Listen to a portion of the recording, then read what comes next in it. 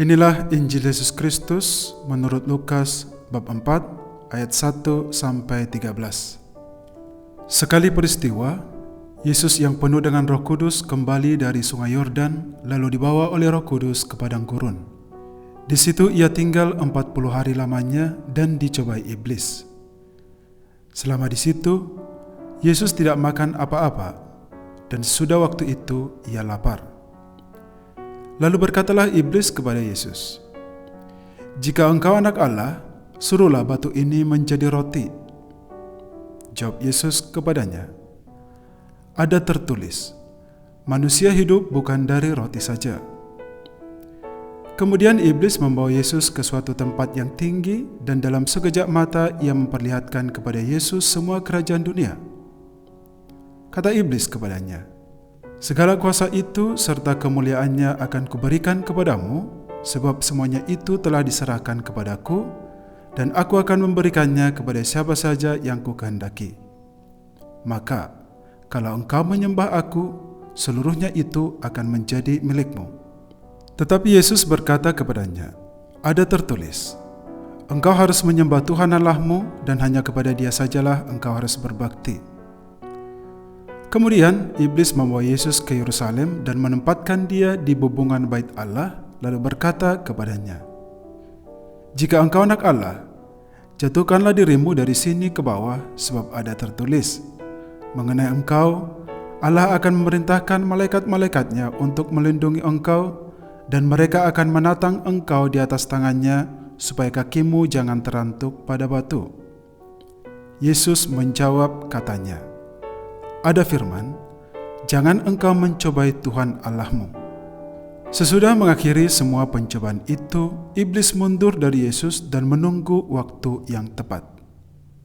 Demikianlah sabda Tuhan. Terpujilah Kristus.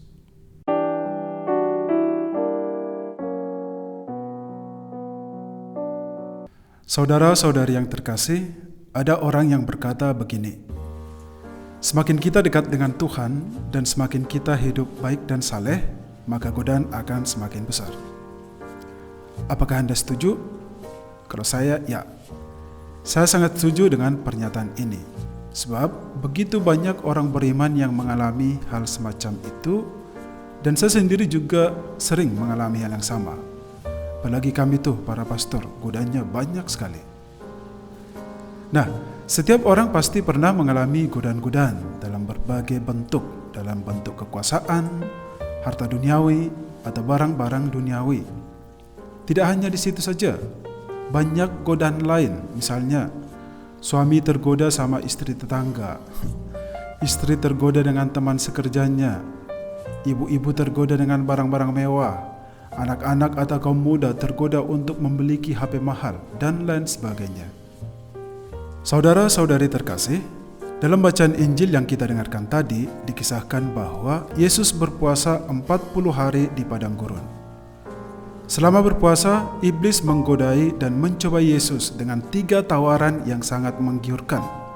Tawaran pertama adalah, di saat Yesus sedang lapar karena puasa, dia tidak makan, iblis datang menggodainya dengan mengatakan, "Jika engkau anak Allah, suruhlah batu ini menjadi roti." Godaan ini sangat konkret karena memang saat itu Yesus sedang berpuasa. Dia sangat lapar karena dia tidak makan apa-apa. Tetapi Yesus tidak tergiur dengan tawaran iblis itu. Yesus hanya mengatakan, manusia bukan hidup hanya dari roti saja. Tawaran kedua, iblis memperlihatkan kepada Yesus seluruh kerajaan dunia, dan iblis menawarkan itu kepada Yesus dengan satu syarat.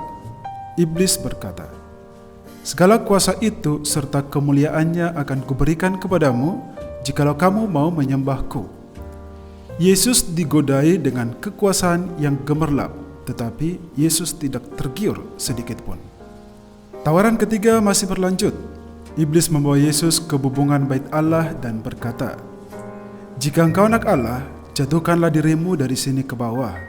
Nanti malaikat-malaikat Allah akan melindungi engkau, dan kakimu tidak akan terantuk kepada batu." Godaan ketiga ini menurut saya agak lucu. Iblis berpikir kalau itu orang bodoh, kayak anak kecil gitu, digoda-godain. Yesus sebenarnya bisa saja melakukan hal itu untuk membuktikan bahwa Dia adalah anak Allah, tetapi Yesus tidak mau melakukan itu karena Dia tidak mau pamer kemampuan atau Dia tidak mau menunjukkan kemampuannya kalau Dia itu bisa.